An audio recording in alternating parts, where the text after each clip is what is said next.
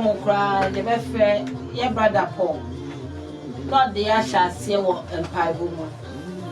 na sale mebusa ne se ba ko ye miensa ansana e de bebra amena bo mpaya ma brother Paul Mami majo yeah I know bia boko I think I'm just say yeah dear yeah so one Christo abaro ma meti apo ye de ya me ase na nkra no bia ho ye oh already aso so yeso pa ne de no ye late say anya mi yon say ja you want some transfer me yeah transfer me you know okay yeah that's it yes but justice yeah me do ba na ho ye nyame na dom boko but ya ohun se me sha tade wi ya se kam be busa akra me osum sa oni Ghana fosu oh yesu oh mi a me nya be ma ba ko pe na nyankopon wa friend no akoni ko ni oh is say da nyame ase ya da mi ase but ono wo hunu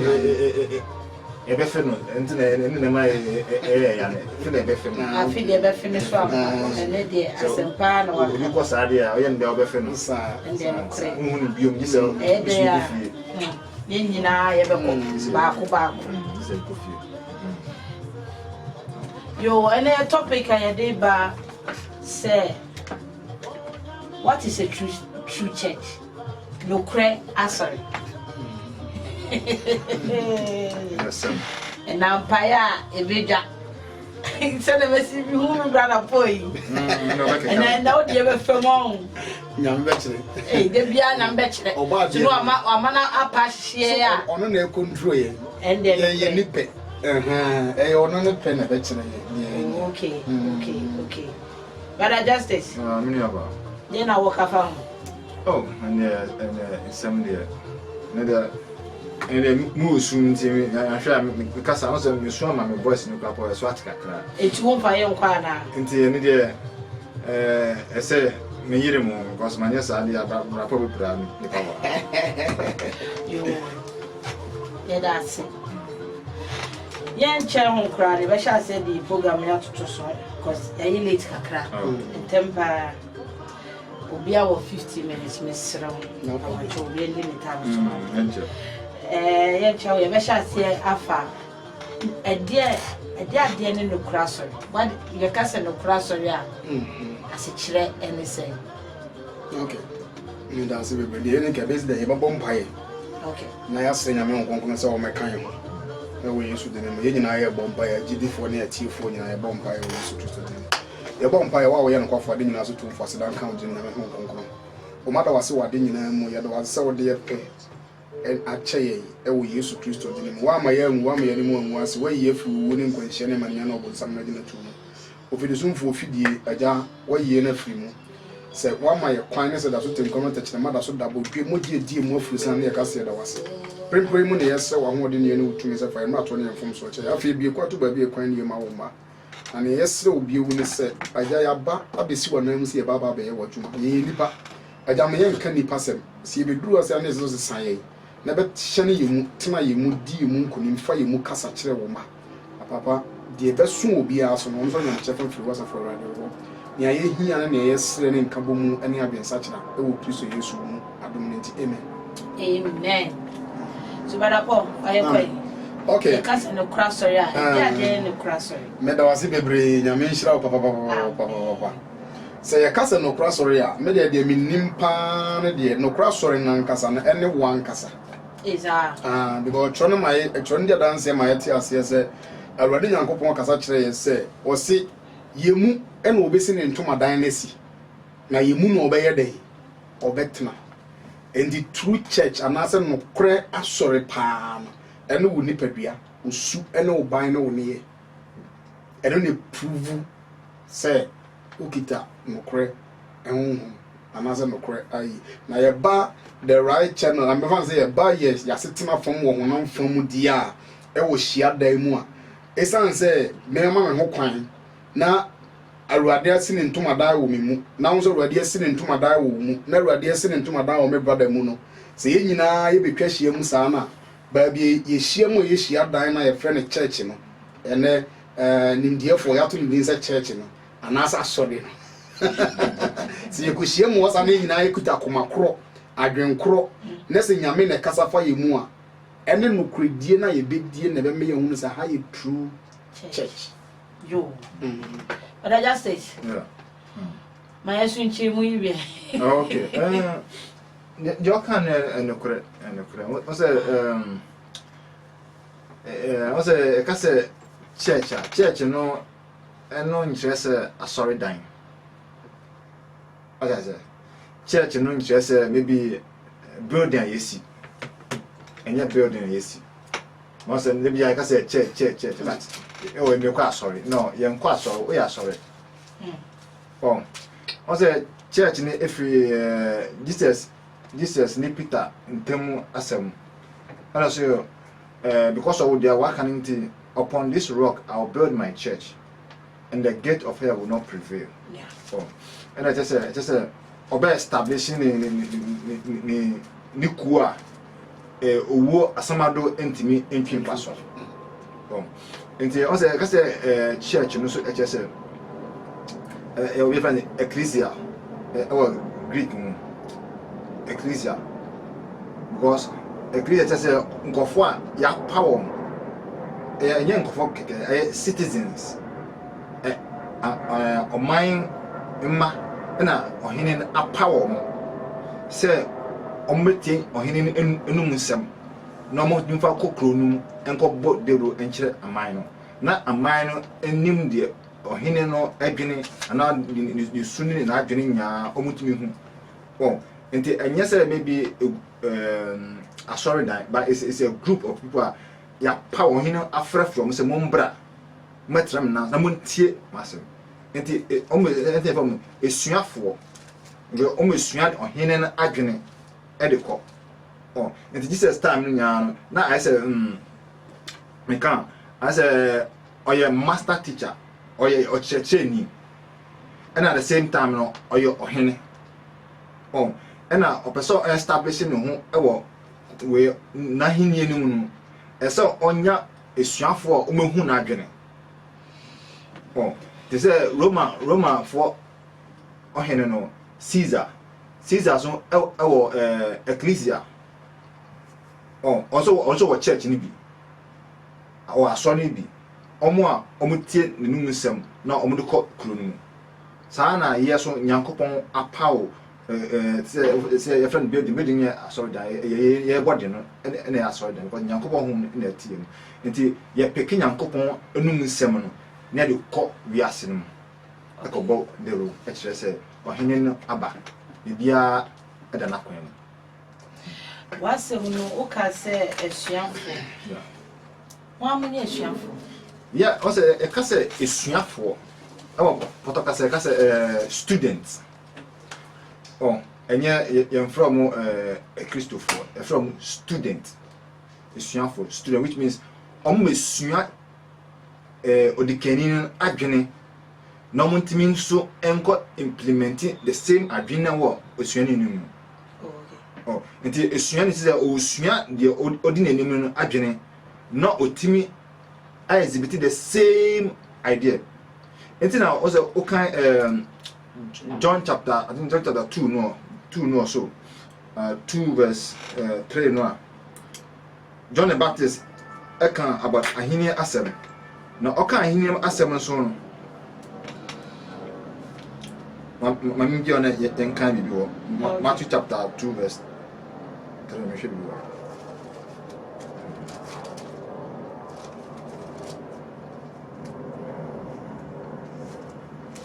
Matthew okay Matthew chapter 3 verse 2 no I say and in saying repent for the kingdom of heaven is at hand we John and Ekasa oh when you say Jesus so ebe John isuani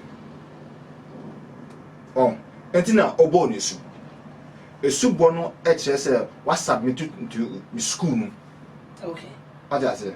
what submit to school no enye Jesus ananya John the Baptist na ebo isu Pharisees ni we mu yombo isu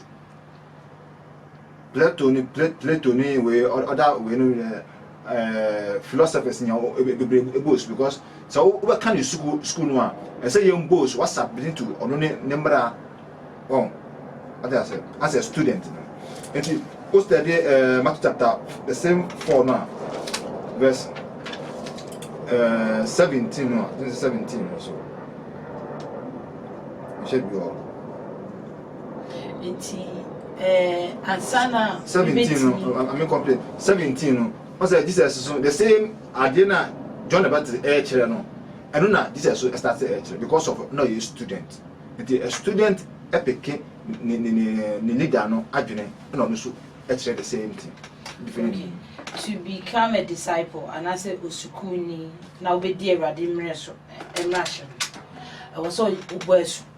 yeah a son submit to the principal or the operating in school they say Oko University yeah you were laws operating in our university it is our laws no as I say as a student I say you have to listen and have to obey those laws so that you be a student an effective student after say we graduate in now you can represent the school as because we go school but Paul to the bad justice time okay then I also work account oh me no yeah okay on say see can say asuafo a o church pani no Bible say one Awurade Christo on ne church pani yeah endi kanen no na asuafo no na ye mfrɛ wo mo Christofo na ye frɛ wo mo asuafo endi asuafo no osuani ni ye obi ye teacher na wo hye na se no wo kyerɛ wo de wo no nim di a wo no wo endi na Christo kyerɛ yen nyina ye asuafo say me no me nyina ye asuafo ye nyina ye asua Christo and sometimes no ya na beto de binese adom ne ba ne bro so ametimi he tik and church because some me hu wo keke kan say makaka say bi tons ne ho anwan na me bo fu because the usua no he fa no gina ya o kan sa kasa ne bi ana kasa be no kan ya wan kyera se so what you say and the other thing na usua wo bi na de kode na wo kyere wo no usua ye no na wo kosua de foforo de aka ho se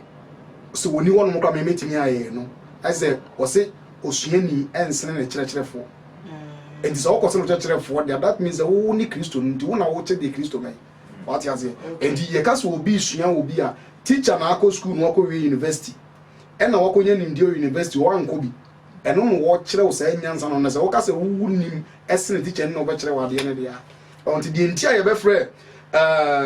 me de ne ba betwam the entire ye be frɛ suafo no a Kristofo no ye se omo hwɛ Kristo anamon esua no pepepepepepe edie na Kristo ye no eno abi na no omo ye eno nti na omo koduru ekuro no so a enkofo no frɛ omo se we mu de omo nya nipa hunu bekeke no omo ye be frɛ omo se de a Kristofo because ye de omo to Kristo ho a eyeye nene me betime de ya sori ye okui atoton tetifo no asori of course ebinom mintimen ka se ya sori ya yekọ ne nyina because nya nipa nyina na kwa sori okay obi wo no mo asori na ye party man okay into ko enjoy for na tade bi a wo de agu adaka mu oto na tade akọ pam so ko enjoy ndi wo kwa asori ya Bible say obi a wo botaye sine ni so ntiman de kwa asori dem obi kwa asori dem so ko hwe yire obi kwa asori dem so ko hwe kunu obi kwa asori dem so ko bodwaman me ma ye bi pen first no me kwa asori ya me ko twempa yes ndi on say a good for us say anytime any day the aye twam no ye beka ananse the aye enye no ye beka ma na boa afoforo na omusu frɛ kyire ba no say enye what you say ndi asori na ye kɔ no obia obotaya wo de kɔ asori ndi se wo pese ye hunu se wo ye o kyerɛ wo ye osuani papa dia nese de tu ye do tu Kristo hunu se be ye dia eni esua Kristo anamo pe de Kristo ye no enu bi na ye se wo ye okay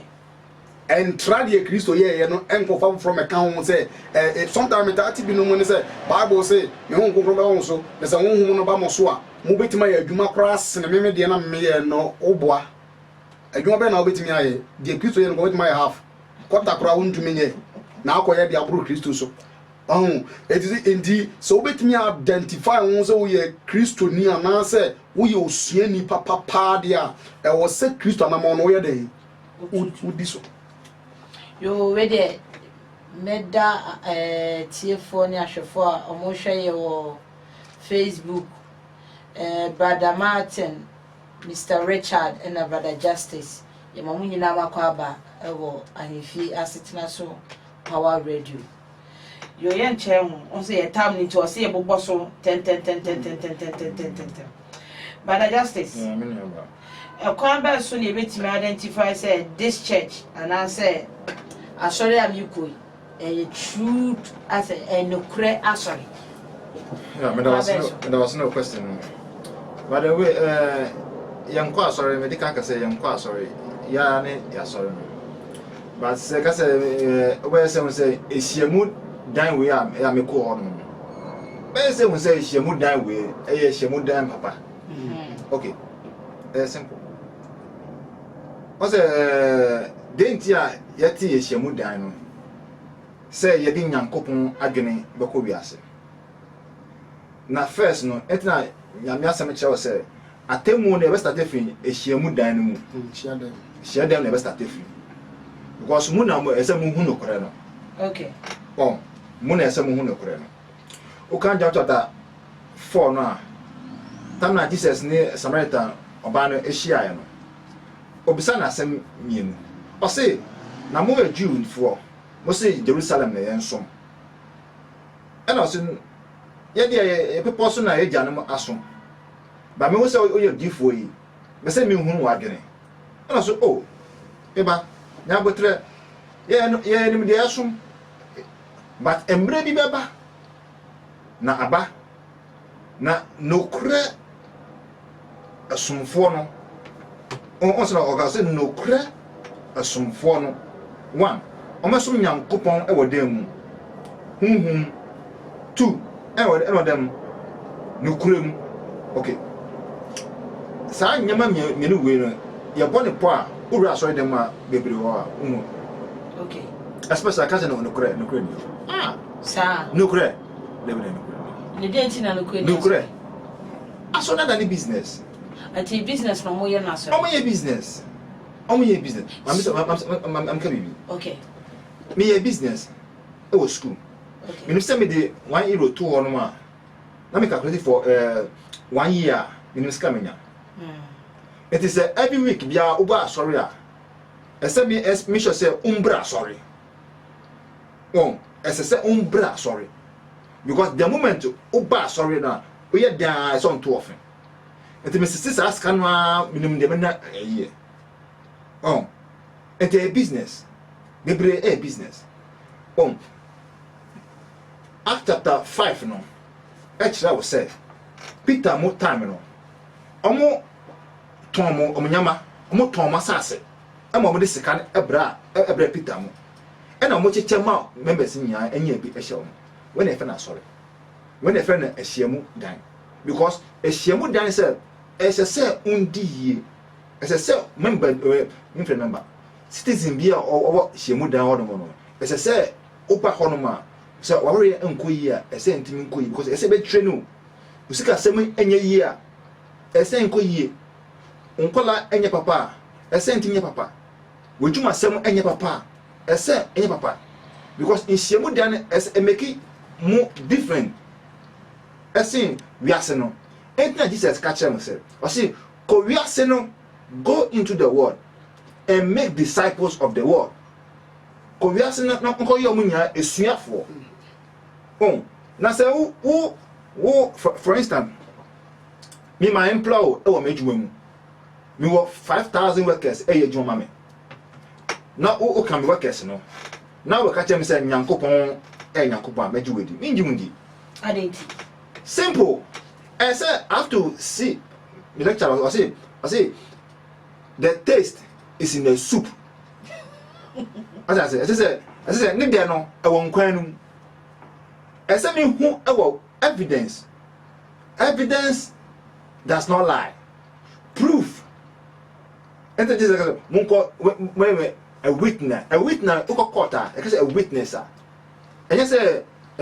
nyankopon ya de nyankopon no a witness okay it's a law court term court asem say a witness say we are going to prove evidence so say nyankopon powerful we have to see it so say nyankopon it means say awrabo ema otumite o say na okopem prawa sorry dem say onye biom this is evidence because when you Nigeria you can search yes no obiokrapo o yire pastor ogusu ye ogusu twempa enti sane pa no oni evidence o timi ko say nyankopon e ka no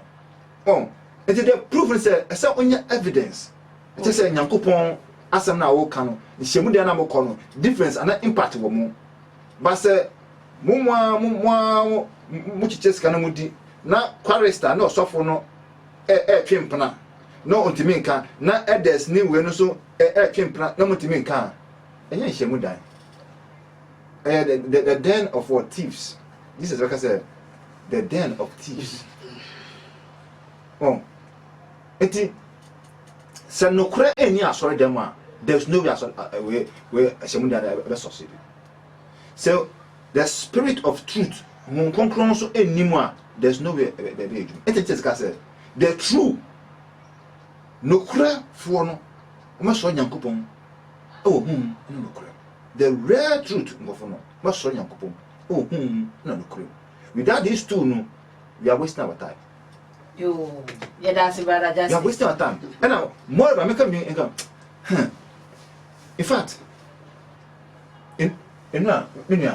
tuna na me ra ho na me ra ho pa me ra ho keke me enye ye tare kwa na me hye na ya se me ra ho adenti hwe bibi me ka kire 10 years from now the word ni move no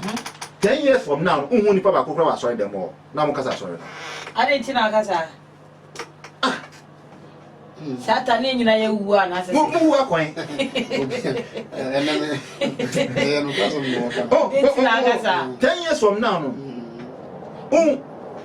Justify mommy.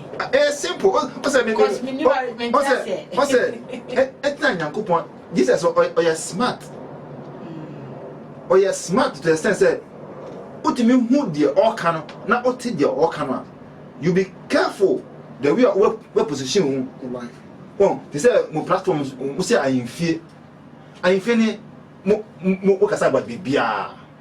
mo slogan me say mo slogan where truth prevails no kura edi hene enti mo try say mo sorry mo try say mo kan no kura asem ama nipa abrabo asesa eno na we asen hia o enye comedy say obi onu oto nsa na obi atofom no asori oto nsa na obi atofom no they say o ka say unsai ye de bompa na unsai doctors